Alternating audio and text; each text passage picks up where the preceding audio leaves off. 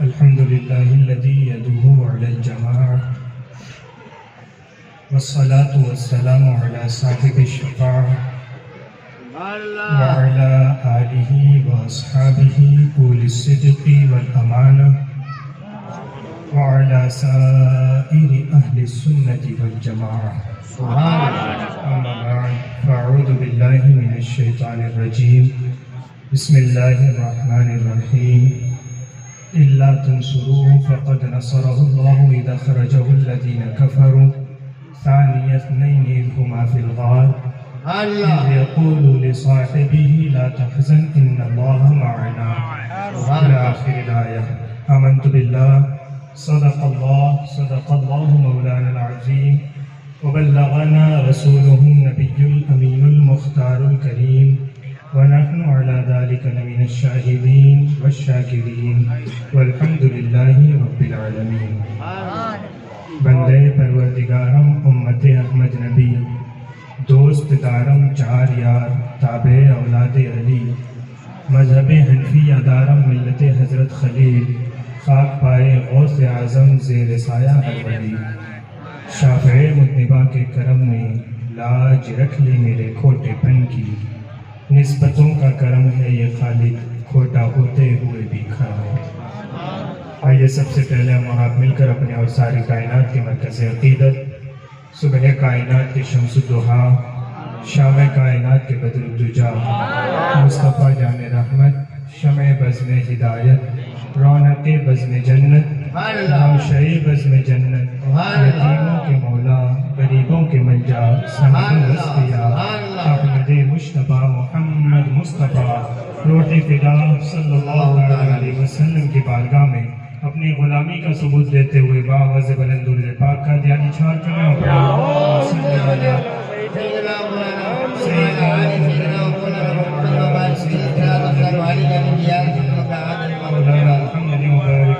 صلوا علیہ صلاۃ و سلام علیک یا رسول اللہ یا حبیب اللہ صلی اللہ تعالی علیہ وسلم.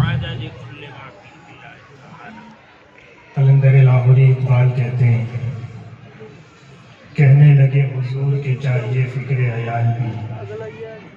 جب تبوک کے موقع پہ حضور علیہ السلام نے مال لانے کا حکم فرمایا صحابہ کرام کو تو جس کا جو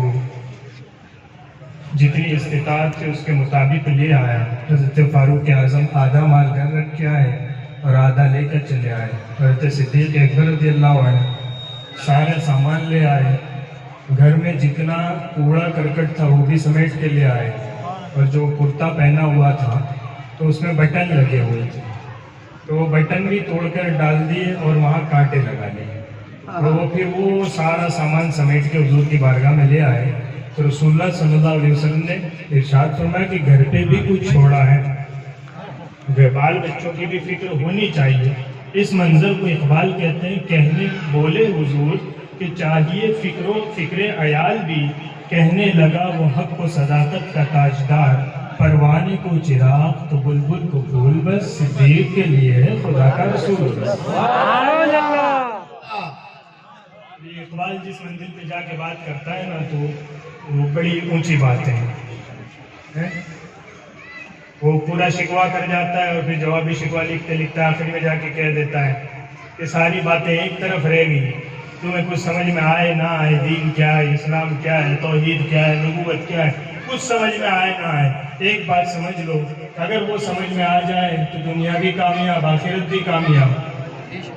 وہ کیا کہہ گیا فرمایا میری ساری باتیں ایک طرف رکھ دو صرف ایک مصرع کہہ جاتا ہوں کہ محمد سے وفا تو نے تو ہم تیرے.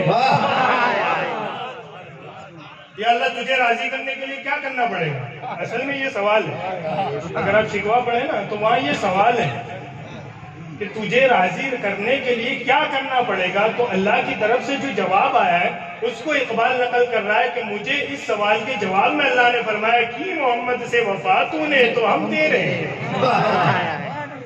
یہ وفا کسی نے کی فرمایا ہاں ایک وہ جماعت تھی جس نے ایسی وفا کی رسول کے ساتھ کہ رسول کے ساتھ اس جماعت کی وفاداری دیکھ کر اللہ نے اعلان فرمایا رضی اللہ عنہم ورضوا عنہ، محبوب تیرے صحابہ کی جماعت وہ وفا کر گئی کہ اب میں رب ہو کر ان سے راضی ہو گئی۔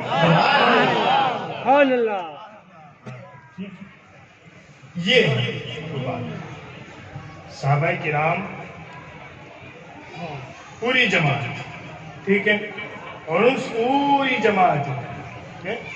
آج کل اگر کوئی ماسٹر، کوئی استاذ، کوئی پڑھانے والا، کوئی تعلیم دینے والا کوئی اسٹینڈرڈ پوری کلاس کو پڑھائے، تیار کرے،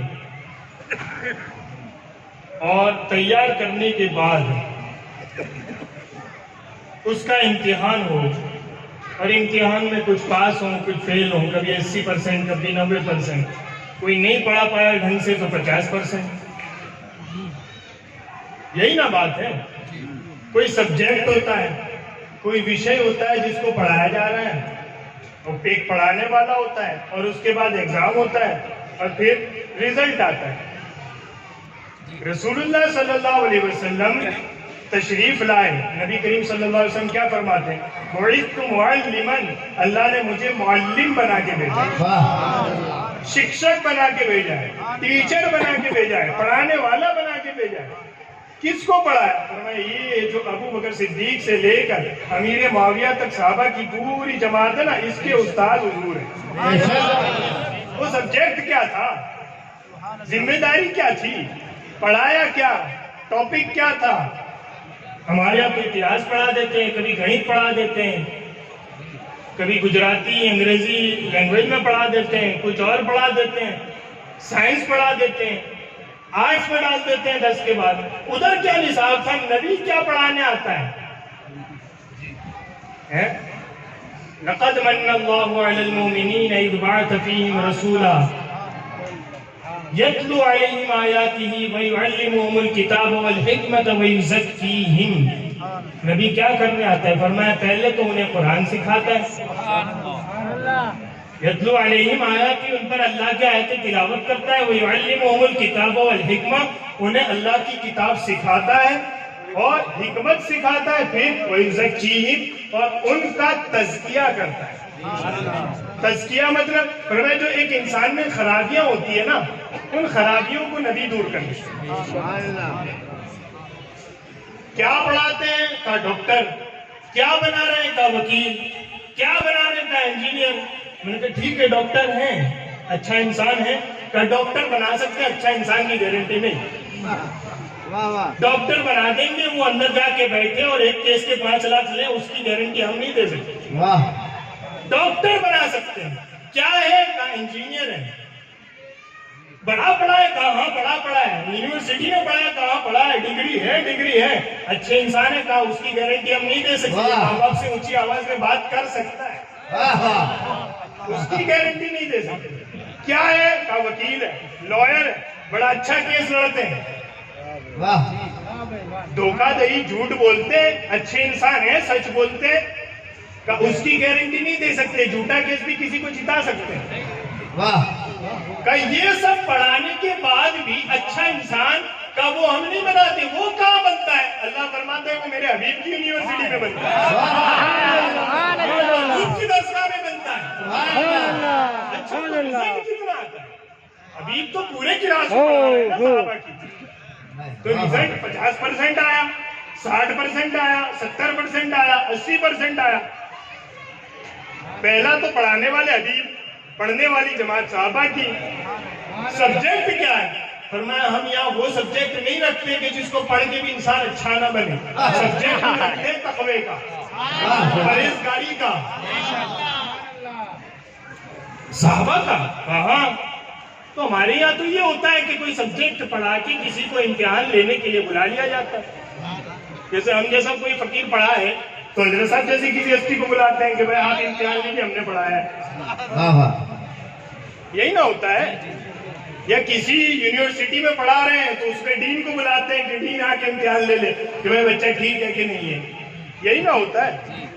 اب کائنات میں حبیب سے بڑا استاذ کون ہے جو حبیب کی پڑھائی ہوئی جماعت کا امتحان لے؟ رب فرماتا ہے حبیب اب جماعت تو نے پڑھائی ہے، امتحان لینے تیرا رب خود آئے گا۔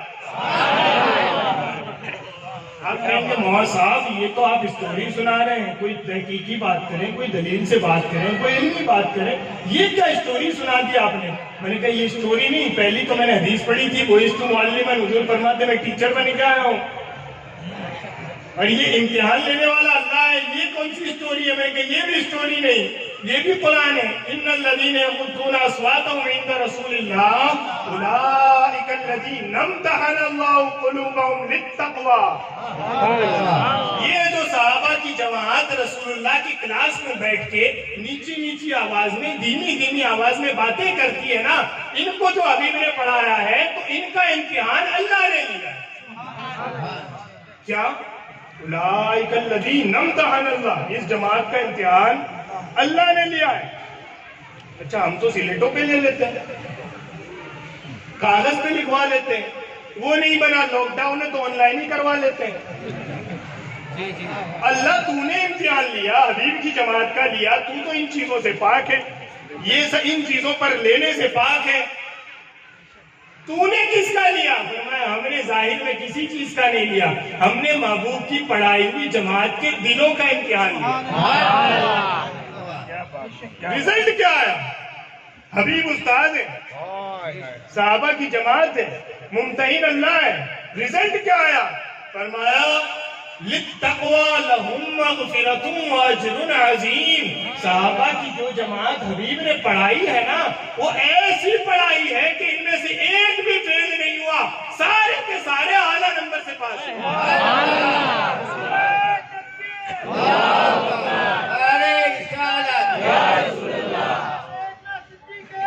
زندہ باد، سارے کے سارے اعلیٰ نمبروں سے پاس ہوئے۔ اب یہاں وہ ساری بحثیں ختم ہو گئی۔ کون سی؟ چونکہ حضرت صدیق اکبر نے سیدہ فاطمہ الزہرا کو فدق کا باغ نہیں دیا تھا، اس لیے ناراض ہو گئی تھی۔ ناراضگی کہاں تھی؟ کہا دل میں تھی۔ میں نے کہا اللہ تو کہہ رہا ہے کہ دلوں کا امتحان لیا اور سارے پاس ہوئے۔ حضرت صدیق اکبر پہلے خلیفہ ہو گئے تو مولا علی کو اچھا نہیں لگا۔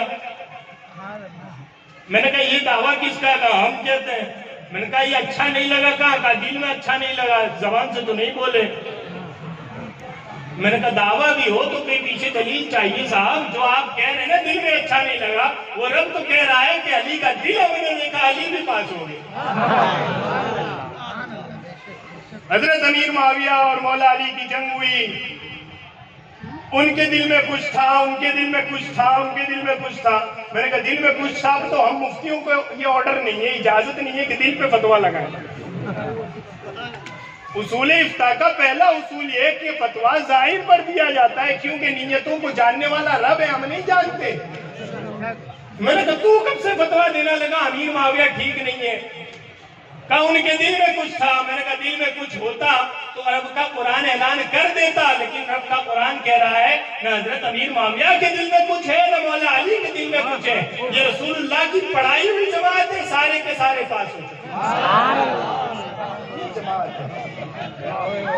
ہر صحابی نبی جنتی، یہ وہ مسئلہ۔ اب یہاں لا کے میں بات وہ لانا چاہتا ہوں کہ آخر جشن سیدنا صدیق اکبر منانا کیوں؟ یہ کیوں ضروری؟ ہر صحابی کی بات ہوئی، سیدنا صدیق اکبر رضی اللہ عنہ کا جشن منانا کیوں ضروری؟ یہ سوال۔ اچھا مجھے عبید اللہ حیدری صاحب کی وہ بات یاد آ رہی ہے، پچھلے سال انہوں نے بڑی اچھی بات کہی کہ اس جشن کی بنیاد حضرت صاحب رحمۃ اللہ علیہ نے ڈالی۔ یعنی آج اگر آپ پوری دنیا میں دیکھ رہے ہیں، یوٹیوب کھول کے دیکھ رہے ہیں، مجھے پرسوں یو کے سے ایک مولانا صاحب نے جشن صدیق اکبر کی تقریر بھیجی، مجھ سے کہہ رہے آپ نقشبندی ہے، ذرا میری یہ تقریر افضلیت صدیق اکبر کے موضوع پہ سماعت کر لیں۔ میں نے کہا آپ کب سے کرنے لگے؟ یہ تو نقشبندی کرتے تھے۔ فرمایا یہاں نقشبندی ہونے نہ ہونے کا سوال کوئی نہیں۔ کہا کیوں؟ فرمایا یہ خلفائے راشدین کا معاملہ ہے، اور خلفائے راشدین پوری امت کی وراثت ہے۔ سمجھ آئی بات؟ تو یہ جو مسئلہ ہے جشن صدیق اکبر حضرت سیدنا صدیق اکبر کا تذکرہ کیوں ضروری ہے؟ ایک تو اس لیے کہ وہ یار دار ہے، سبحان اللہ، سبحان اللہ، خلیفہ اول ہے، سبحان اللہ، خلیفہ اول سیاسی ہے، سبحان اللہ، خلیفہ اول روحانی ہے۔ سبحان اللہ، یہ جھگڑا بھی کسی بدباطی منافق کا کھڑا کیا ہوا ہے کہ پہلے خلیفہ سیاسی صدیق اکبر ہے اور پہلے خلیفہ روحانی مولا علی ہے۔ میں نے کہا ایک سنی بتا جس نے مولا علی سے لے کر آج تک کسی نے یہ بات کی۔ میں مولا علی کی روایت پڑھوں نا 80 سندوں سے، کتنی 80 سندوں سے مولا علی کی یہ روایت آپ کو ملے گی۔ ذہبی کیا مل جائے گی، ابن حجر مکی کیا مل جائے گی، اور تو اور دار قطنی کی مختلف المختلف اٹھا کے دیکھ اس میں مل جائے گی۔ اور یہ تو پھر بھی ابن عبدالبر کی استیاب اٹھا کے دیکھ وہاں بھی یہ لکھی کیا لکھی ہے، میں لا اجد احدا فضلنی علی ابی بکر وعمر الا جلدت حدا مفتری۔ کینڈیڈیٹ بنایا جا رہا ہے نا کہ افضل مولا علی ہے، حضرت صدیق اکبر نہیں۔ میں نے کہا جس کو تم کینڈیڈیٹ بناتے ہو وہ تو اپنا پرچہ واپس لے رہا ہے کہ میں نے الیکشن لڑنا ہی کوئی نہیں۔ میں تو پہلے ہی مان رہا ہوں کہ وہ افضل ہے۔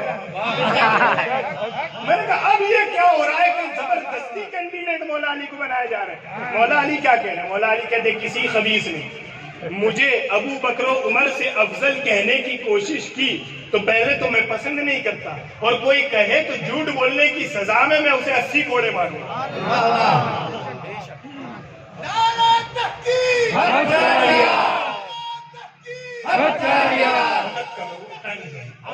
یہ جو بات ہے نا یہ بھی بڑا عجیب مسئلہ ہے۔ رسول اللہ کیا فرماتے ہیں؟ بِأَيِّهِمْ اقْتَدَيْتُمْ اهْتَدَيْتُمْ الصَّحَابَةُ، صحابی کی پوری جماعت ستاروں کی مانند ہے، کسی ایک کے پیچھے بھی چلو کہ ہدایت پا جاؤ۔ رسول تو کہے صحابہ سارے ہدایت دینے والے ہیں، اور یہاں جھگڑے کھڑے کر رکھے ہیں۔ کیسے صدیق اکبر کی عمر فاروق سے نہیں بنتی تھی، عمر فاروق کی عثمان غنی سے نہیں بنتی تھی، عثمان غنی کی مولا علی سے نہیں بنتی تھی۔ میں نے کہا یہ کیا تم بکواس کر رہے ہو؟ یہ تو حبیب کے صحابہ ہیں، ایک پر مصیبت آئے تو دوسرا اس پر جان قربان کرنے تیار ہے۔ سبحان اللہ، تو بات کیا ہے؟ جشن صدیق اکبر کیوں ضروری؟ پہلے خلیفہ کا ذکر کیوں ضروری؟ یہ ہے وہ مسئلہ، اس کو میں دو طرح سے بیان کرنا چاہوں گا، وقت بہت کم ہے۔ ایک تو تاریخی وجہ، ہماری موجودہ دنیا کی وجہ یہ ہے کہ اس وجہ سے ہمیں پہلے خلیفہ کا ذکر کرنا چاہیے، اور دوسری عقیدے کی وجہ۔ موجودہ دنیا کی حالت کیا ہے؟ 1600 سے کیپٹلزم شروع ہوا تھا، 2021 میں ہم جی رہے ہیں۔ 1800 کے بعد اس کے خلاف کمیونزم کھڑا ہوا ہے چائنا اور رشیا میں۔ کیپٹلزم کمیونزم دنیا دونوں کو جھیل چکی، برداشت کر چکی، اب یہاں دنیا نیو کیپٹلزم میں داخل ہو چکی۔ Modernism, post modernism, beyond modernism, ہم اس دور میں جی رہے ہیں جہاں لوگوں کو غلام بنا بھی لیا گیا اور لوگوں کو پتا کوئی نہیں۔ راتوں رات آپ کے موبائل کی انفارمیشن بک رہی ہے، آپ کو پتا کوئی نہیں۔ راتوں رات آپ کی دولت بینکوں سے نکل رہی ہے، آپ کو پتا کوئی نہیں۔ دنیا روٹی کپڑا اور مکان مانگنے کے لیے چلی تھی کہ لوگ شاہی میں مل جائے گا، کیپٹلزم میں مل جائے گا، کمیونزم میں مل جائے گا۔ 300 سال سے دھکے کھانے کے بعد بھی آج دنیا روٹی کپڑے اور مکان سے محروم ہے۔ پہلے خلیفہ کا ذکر کیوں ضروری؟ اس لیے ضروری کہ اگر تم کمیونزم سے عاجز آ چکے ہو، کیپٹلزم سے عاجز آ چکے ہو، تو کہیں جانے کی ضرورت نہیں ہے، خلافت راشدہ کا نظام لاؤ اپنے یہاں۔ یہ وہ نظام ہے کہ دجلہ کے کنارے کتا پیاسا مر جائے، عمر فاروق اعظم کہتے ہیں اللہ مجھے نہیں گرفت کرے گا۔ میں نے کہا اس حکمرانی میں جینا بہتر ہے، یہ خلافت راشدہ کا نظام ہے۔ تو پہلے خلیفہ کا ذکر اس لیے بھی ضروری ہے کہ دنیا میں فی الحال انسانوں کو اچھی زندگی اگر کوئی نظام دے سکتا ہے تو وہ خلافت راشدہ کا نظام، اور اس خلافت راشدہ کے نظام کا سردار کون ہے؟ خلیفہ اول بلا فصل، خلیفہ اول سیاسی و روحانی سیدنا صدیق ہے۔ آپ کو کیا پتا کہ رسول اللہ نے جس دن ظاہر کی دنیا سے پردہ فرمایا اس دن حالات کیا تھے؟ اس دن تو حضرت عمر جیسے کے پاؤں کھڑے ہوئے تھے، جناب حضرت عمر مشورہ دے رہے تھے تھوڑی ڈھیل کریں. صدیق اکبر کیا کہہ رہے ہیں؟ عمر کفر میں تو بڑے پکے تھے، اسلام لانے کے بعد اتنی بزدلی آ گئی ہے. اب ابو بکر مر تو سکتا ہے، مدینہ ویران تو ہو سکتا ہے، لیکن دین میں ایک بات بھی کم ہو جائے یہ ابو بکر صدیق کبھی گوارا نہیں. دین آج محفوظ ہے، یہ ہم نہیں کہتے، حضور خود فرما رہے ہیں کہ دنیا میں سارے احسانوں کا بدلہ میں نے چکا دیا ہے، لیکن ابو بکر کے احسان اتنے ہیں کہ اس کا بدلہ اللہ قیامت کے دن دے گا.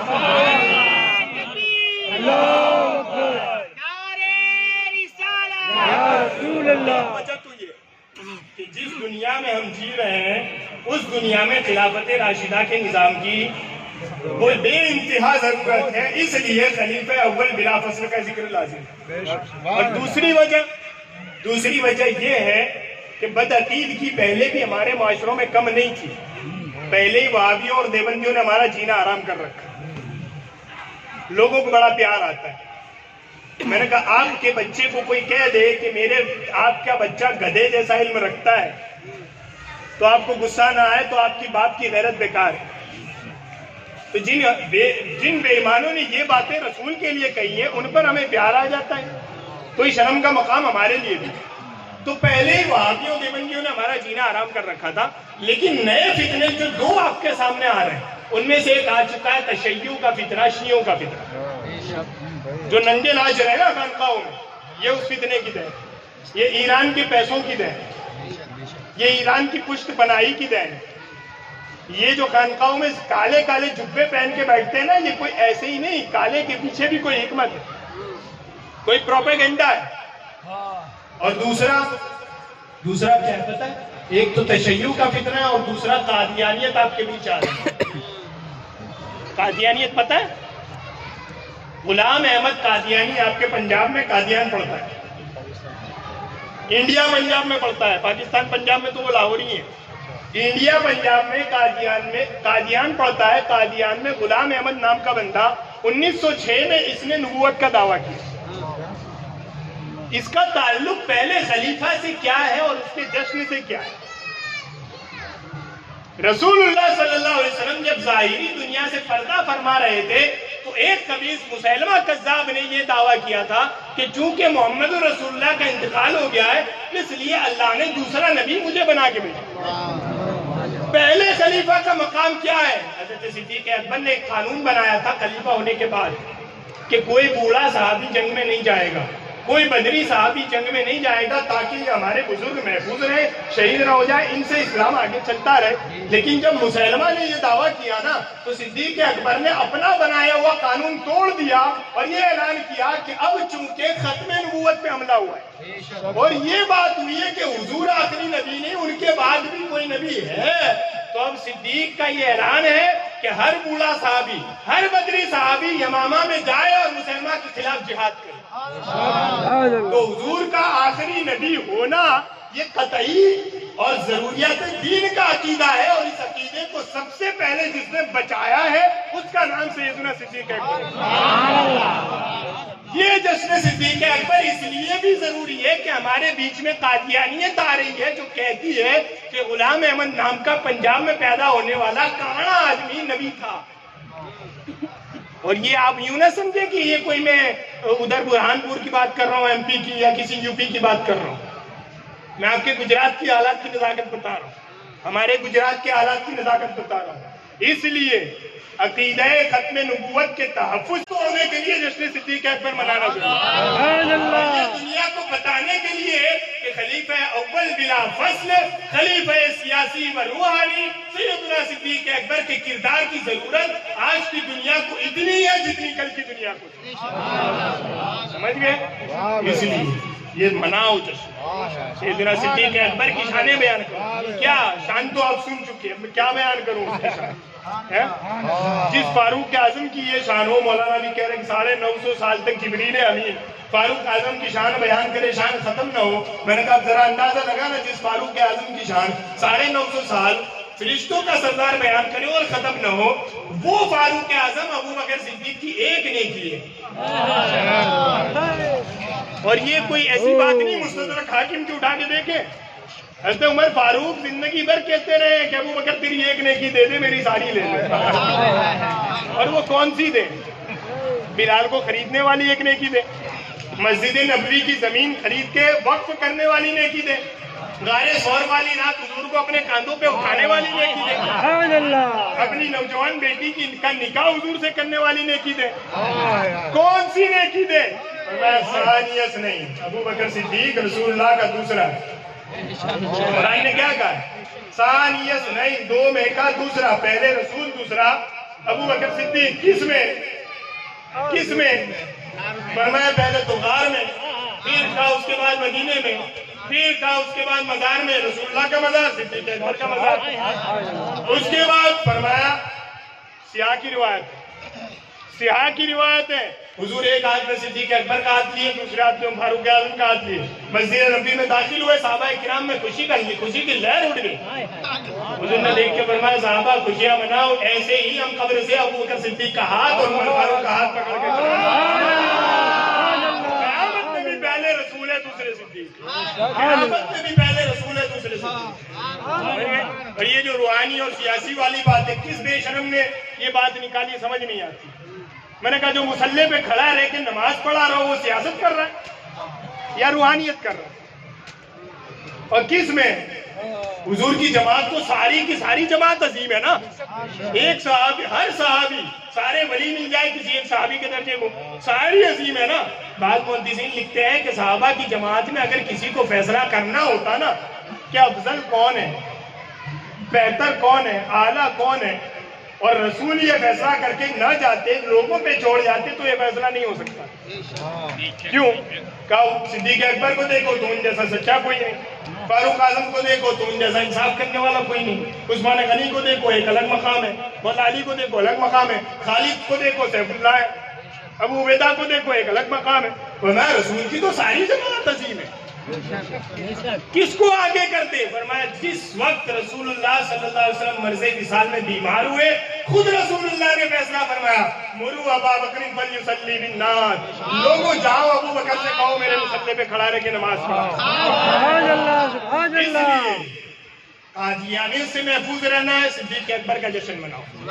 تشیع سے محفوظ رہنا ہے, صدیق اکبر کا جشن مناؤ. سبحان اللہ. اور دنیا کی ظالم حکومتوں سے بچنا ہے, خلیفہ اول صدیق اکبر کا جشن.